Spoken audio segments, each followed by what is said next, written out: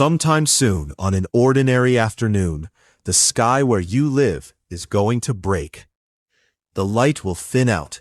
Shadows will sharpen into knife edges. The air will cool on your arms. And the birds, this is the detail nobody forgets. The birds will simply stop. Hold on to that stillness. It comes back at the end. You'll be fine, of course. You knew it was coming. Your phone told you. The news told you. There were eclipse glasses for sale at the supermarket. Now take all of that away. No warning, no explanation, no promise that it ends. Just midday, failing. That is what a solar eclipse was for almost the whole of human history. And you'd expect the answer to what people did about it to be simple. Panic. Everyone, everywhere, every time. Mostly you'd be right. But buried inside the panic is something far stranger. A handful of people, again and again, who were not surprised, who stood still while everyone else ran.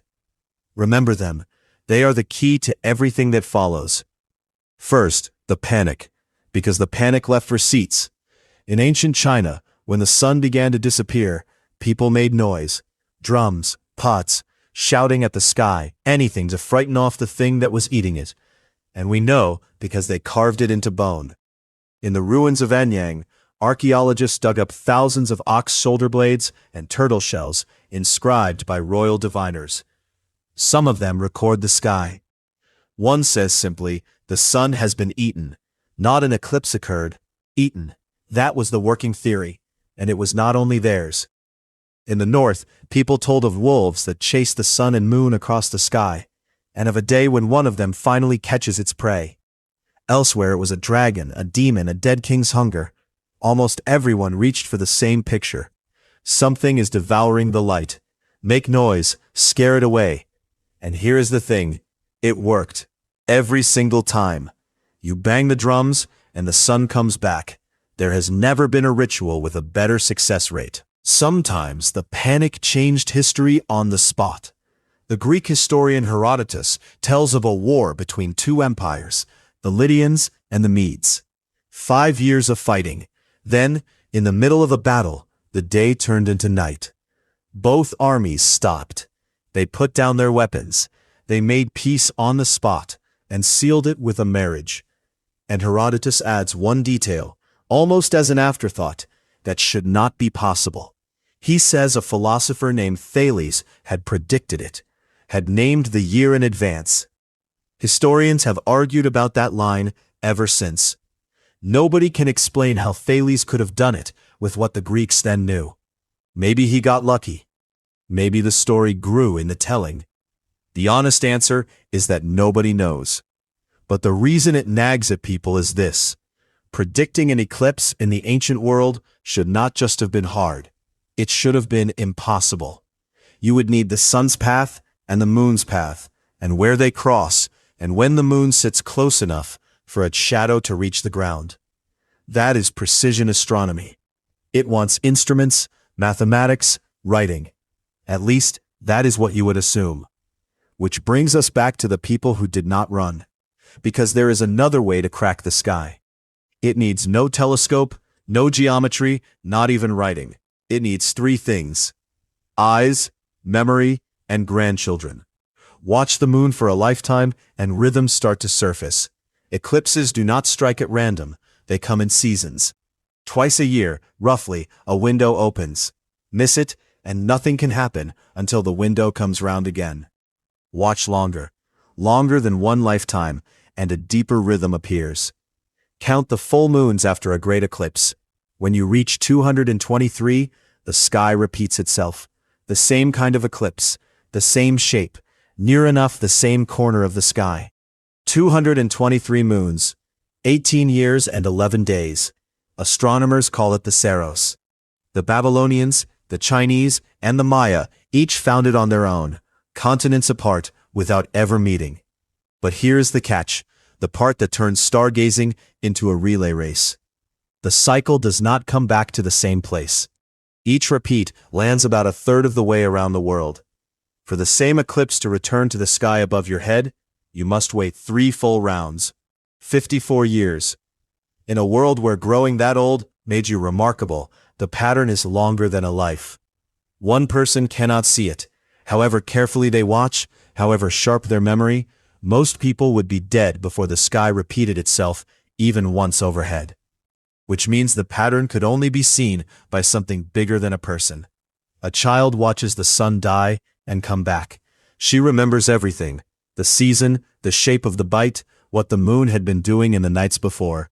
She grows old telling it, the way you once memorized a song. And one afternoon, their grandchildren are standing in a field, watching the moon take its first bite, and they know what happens next. Not because anyone alive has seen it, because the family has. And in Ireland, there is a stone that may show how far back this goes. Hold that thought. It is the strangest object in this whole story. The archaeoastronomer Anthony Aveni has spent a career on this question, and his conclusion is quietly staggering. These rhythms were probably being tracked before writing existed at all. Checked against the sky, once a generation.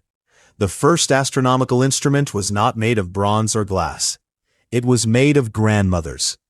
The people who stood still while everyone ran were not braver than their neighbors. They were plugged into a memory older than themselves.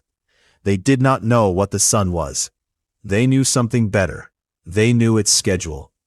If this is the kind of thing you are here for, the strange machinery hiding inside ordinary human beings, subscribe. This channel is the hidden science of being human. Because once writing arrives, you can watch the chain of grandmothers turn into something else. Something that looks uncomfortably like science. In Babylon, astronomer priests kept eclipse diaries on clay. Not for a decade, for centuries.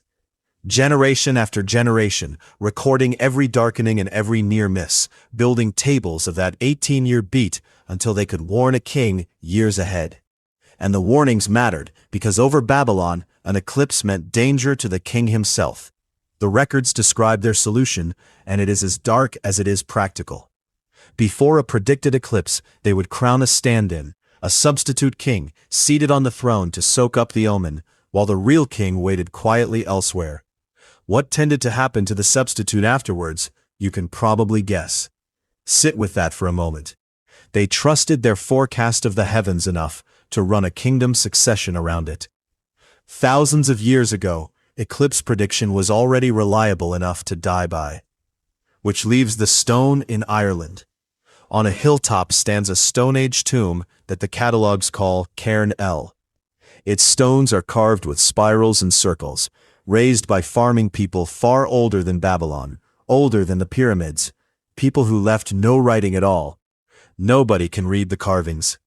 Then, in 1999, an archaeoastronomer named Paul Griffin ran the numbers on 92 ancient eclipses visible from that hill, and made a claim. One carving, a pair of overlapping circles, matches a near-total eclipse that darkened that exact hilltop 5,000 years ago. If you had stood there that morning, the sun above you would have all but vanished. And as it returned, Griffin argued, its light would have reached into the chamber itself. If he is right, it is the oldest record of an eclipse on Earth, made by people with no writing, no metal, and no kings, who still felt the moment mattered enough to cut it into rock. And he might be wrong. Another researcher, Frank Prendergast, has surveyed the site's alignments without ever endorsing the eclipse story. And Anthony Aveni, the same Aveni who champions the chain of memory, says flatly that overlapping circles can mean any number of things. They might just be circles. Nobody can prove it either way, and I would rather tell you that than sell you a certainty. Here's the part I cannot stop thinking about. Every other first we celebrate. First tool, first fire, first wheel, paid off inside one lifetime. You are cold, you make fire, you are warm. The reward arrives while you are still alive to feel it. Eclipse prediction is different. The person who starts the count never lives to finish it. The child who memorizes her grandmother's eclipse will be dead before her own telling of it pays off. Every link in the chain was working for someone they would never meet. That may be the first project human beings ever ran that was longer than a human life. Before the pyramids, possibly before writing. A science whose only instrument was continuity. People agreeing, generation after generation, to keep paying attention to the same corner of the sky. And you are not so different an animal. Every calendar on every wall is the same trick. The sky, cut into pieces small enough to remember, handed forward. So, sometime soon, on an ordinary afternoon, the sky where you live will break again.